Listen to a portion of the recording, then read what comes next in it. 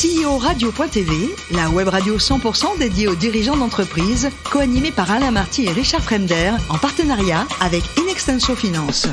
Bonjour à toutes et à tous, bienvenue à bord de CEO Radio. Vous êtes plus de 38 000 dirigeants d'entreprise abonnés à nos podcasts et on vous remercie d'être toujours plus nombreux à nous écouter. Chaque semaine, vous pouvez réagir sur les réseaux sociaux. À mes côtés, pour co-animer cette émission, Cécile Aboulian, directrice Capital Market d'Inextenso Finance. Bonjour Cécile. Bonjour Alain.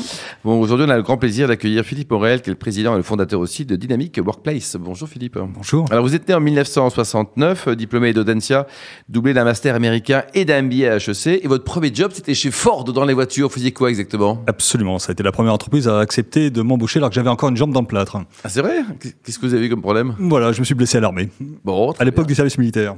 Et alors après, vous êtes passé chez Kering pour punir ? Oui, Kering dans la distribution spécialisée, Conforama, Fnac, Printemps, Surcouf, qui est une marque qui n'existe plus, ouais. Avant d'entrer dans le groupe Bouygues en 2006. Oui, alors Bouygues, ça a duré combien de temps l'aventure ? Parce que vous avez également fait vos jeux, hein, ça avait fait... Exactement, et ça m'a amené, j'ai fait beaucoup de résidentiel, mais ça m'a amené à créer, au travers d'un projet intrapreneurial qui s'appelait Nextdoor, eh bien, l'entreprise Nextdoor, qui est devenue ensuite Wojo, qu'on a revendu au groupe Accor en 2017, ouais. Et qui m'a permis de devenir, alors que j'étais toujours intrapreneur, devenir enfin entrepreneur. Quoi, voilà, à 49 et expert. Ans. Vous en pensez quoi de ces coworking là ?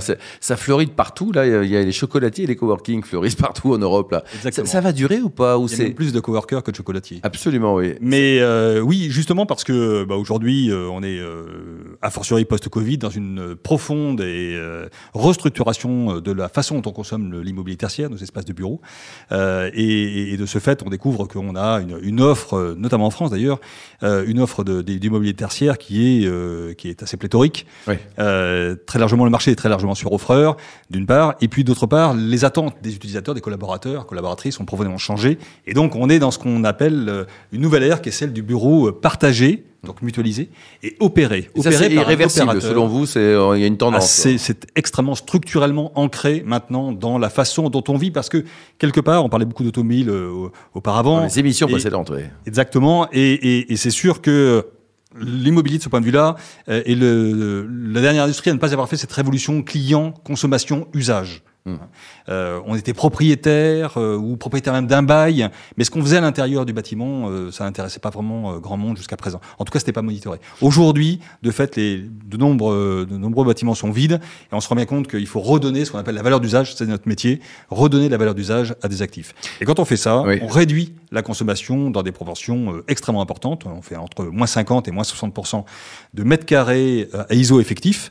Par contre, on vient compléter, renforcer ce qu'on appelle le confort d'usage pour redonner finalement cette forme d'attractivité à des lieux qui ont été redimensionnés avec d'autres prestations de services, d'autres façons finalement de vivre à l'intérieur du bâtiment. 2019, donc vous avez créé votre boîte, vous le rappeliez. Vous avez eu la trouille avant de la créer ou pas ? Parce que c'est sympa d'être salarié, non ?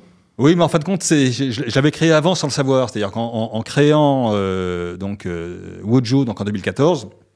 En devenant, passant intrapreneur en entrepreneur, même si c'était effectivement, je n'étais pas actionnaire évidemment, mais pour le compte d'un grand groupe, j'ai découvert, j'ai pris plaisir à devenir vraiment patron d'une entreprise. Il y a une étape intermédiaire, quoi. C'était... Voilà, exactement. Et ça a été pour moi, et j'en ai énormément remercié le groupe Bouygues d'ailleurs, en particulier, le groupe Accor aussi. D'ailleurs, ça a été vraiment une étape extrêmement structurante, et donc même à 49 ans, on peut y aller, quoi. Je passe le cap. Aujourd'hui, donc, c'est autour d'1 million d'euros de chiffre d'affaires, c'est ça ? Il y a 10 collaborateurs qui travaillent dans la boîte. Et quels sont les services que vous dispensez ? Donc nous, on accompagne les grands utilisateurs. Notre premier client, d'ailleurs, c'est le groupe Vinci, accessoirement, depuis 4 ans. Mais donc, dans la nouvelle façon de consommer les espaces tertiaires, réduire moins de surface et redonner du confort d'usage, d'une part. Donc c'est un nouveau cahier des charges, finalement, qu'on imprègne dans les bâtiments. Et ce cahier des charges, on accompagne également les promoteurs immobiliers, les investisseurs immobiliers, dans leur capacité, si vous voulez, à intégrer ce cahier des charges dans leur bâtiment. Et donc c'est un cahier des charges qui permet une très très forte revalorisation des bâtiments, puisque la valeur d'usage, ça apporte de la valeur locative, ça apporte de la valeur patrimoniale tout court. Et on a dans les différentes radios du groupe B2B Radio.tv, notamment ETI Radio. Les ETI vous intéressent également ou vous vous consacrez uniquement sur les grands groupes, toute entreprise, quoi. Toute entreprise qui possède ou qui utilise d'ailleurs des surfaces plutôt à vocation tertiaire. Donc nous, on est vraiment dans l'immobilier partagé et opéré, au départ tertiaire, mais on fait de l'hôtellerie, on fait même une usine. On a fait notre première usine partagée dans le nord de la France. Voilà. Cécile, c'est passionnant tout ça. Hein. En termes de développement commercial, vous passez par des prescripteurs, vous allez voir vos clients en direct, comment vous vous organisez? Alors en fin de compte, on a testé beaucoup de choses, accessoirement.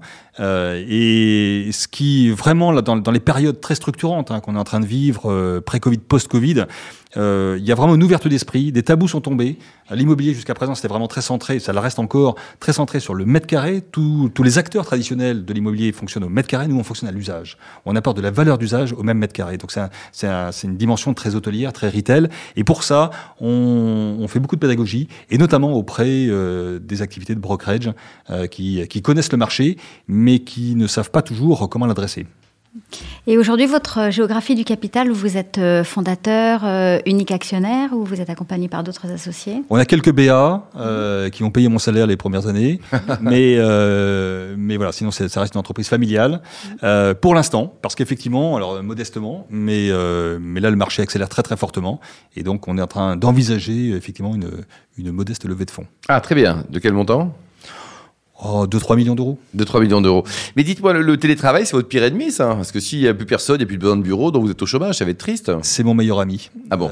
Oui, parce que ça a profondément bousculé les habitudes qui étaient très ancrées, par nature d'ailleurs, dans l'immobilier.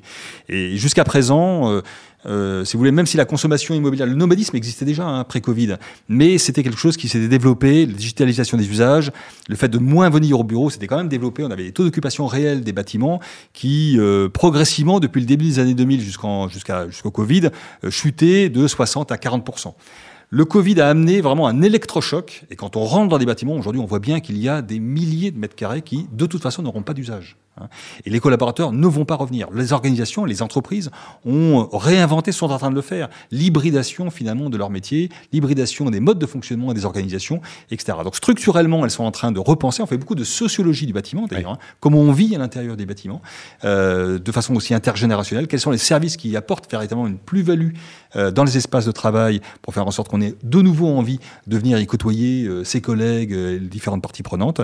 Et donc ça nous amène, si vous voulez, à créer pour l'ensemble, à la fois des utilisateurs et des propriétaires, un nouveau cahier des charges qui crée de la valeur d'usage. Cécile? Et en parlant de cahier des charges, est-ce qu'on vous demande d'intervenir sur la dimension RSE en termes d'énergie, en termes... Impérativement. Tout ce qui est taxonomie... Nous, si vous voulez, notre modèle est posé sur la transition écologique. Donc, consommer moins de surface pour avoir un peu plus de moyens financiers, notamment, pour pouvoir redonner un peu plus de confort d'usage. Si vous voulez, un mètre carré tertiaire, en construction, c'est 800 kilos en moyenne, 800 kilos de CO2 générés. C'est aussi 100 kilos de CO2 par an en termes de coûts d'entretien, etc. Donc c'est un impact environnemental absolument colossal. Et ce que l'on voit, c'est qu'effectivement, beaucoup d'entreprises aujourd'hui sont très attachées, bien sûr, au levier économique, de rendre des surfaces, ou en tout cas de les utiliser différemment, beaucoup mieux, mais surtout à l'impact environnemental, que ce soit d'ailleurs en termes de bilan carbone, mais aussi en termes de bilan tout court, social, sociétal, leur impact social-sociétal auprès de leurs collaborateurs. Elles ne peuvent plus ne plus être alignées. Donc, ce qu'on a mis en place, notamment, on a accompagné le groupe Vinci pour ça. On voit bien qu'à l'intérieur, on a créé finalement leur opérateur de siège social à Nanterre, sur 74 000 m² pour 4 000 collaborateurs. Eh bien, on aide ce même opérateur à accompagner les 19 sièges sociaux, entités sociales à l'intérieur du siège pour pouvoir intégrer des éléments RSE à l'intérieur, par exemple, des critères d'intéressement des collaborateurs. Le taux de recyclage des déchets, eh bien, on le pilote au mois le mois, taux de recyclage réel, et c'est intégré comme critère d'intéressement de certaines entreprises qui sont présentes à l'intérieur du siège Archipel à Nanterre. Philippe, l'espace de travail dans 10 ans, ça donne quoi? On ne sait pas. Merci pour cette réponse. On ne sait pas. Non, mais je pense qu'il faut être modeste là-dessus. Par contre, nous, ce qu'on sait, de notre point de vue, c'est qu'on peut préparer les bâtiments à être résilients. C'est-à-dire, il y a quand même beaucoup de choses qu'on peut faire pour préparer et anticiper les usages qu'on ne connaît pas de demain et d'après-demain. Dites-nous, le plus beau métier du monde, c'est dirigeant d'entreprise, comme vous l'êtes, ou menuisier? Mon rêve, ça aurait été d'être menuisier. Vous êtes doué de vos mains ou pas? Bricoleur, oui. Donc c'est parfait, c'est voilà. génial ça. Mais j'ai une ampoule à changer dans le studio. J'ai assez rapidement compris, familialement parlant, que c'était pas la voie prioritaire. Alors il paraît que vous avez été aussi champion de natation, là. On a investigué avec Cécile toutes les piscines de France, là, et on vous a trouvé il y a quelques années, quoi. Ouais, j'ai dû marquer un nom quelque part, non? C'était il y a très longtemps, je crois, de mémoire, c'était dans les débuts des années 80. Voilà, Ouais. j'étais très jeune adolescent. Et voilà, Et quel âge? Embrasse directement, quoi. Et alors, côté vin, là, on change, hein, on passe de l'eau au vin plutôt. Vous êtes quand même Bordeaux, typé Bordeaux, non? Bordeaux, 100%. Ouais. C'est familial ou c'est parce que votre goût est ainsi fait, quoi? C'est culturel. C'est culturel, quoi. Et enfin, vous soutenez un enfant par la main, vous nous rappelez le concept? Oui, alors c'est une association d'aide aux enfants, notamment à Madagascar et au Vietnam, que j'accompagne depuis un peu plus d'une dizaine d'années, et qui fait aussi partie voilà, de l'apport qu'on amène avec nos collaborateurs qui embarquent sur ces sujets, de l'apport qu'on amène, qui nous aide aussi à sortir du cadre strictement professionnel, en disant mais finalement il n'y a pas que l'immobilier tous les jours, quoi, hein. Il y a aussi un peu de temps à consacrer aux autres, sans avoir forcément un intérêt à aller chercher. Il n'y a pas d'intérêt immédiat, pas d'intérêt financier. Il y a juste le fait de contribuer, d'apporter, de partager. Merci beaucoup Philippe, ne change rien, vous êtes parfait, vous aussi vous êtes parfait Cécile, merci aussi beaucoup. Fin de ce numéro de CEO Radio, retrouvez toute l'actualité sur les comptes Twitter et LinkedIn. On se donne rendez-vous mardi prochain à 14h précise pour une nouvelle émission. L'invité de la semaine de CEO Radio, une production B2B Radio.tv en partenariat avec Inextenso Finance.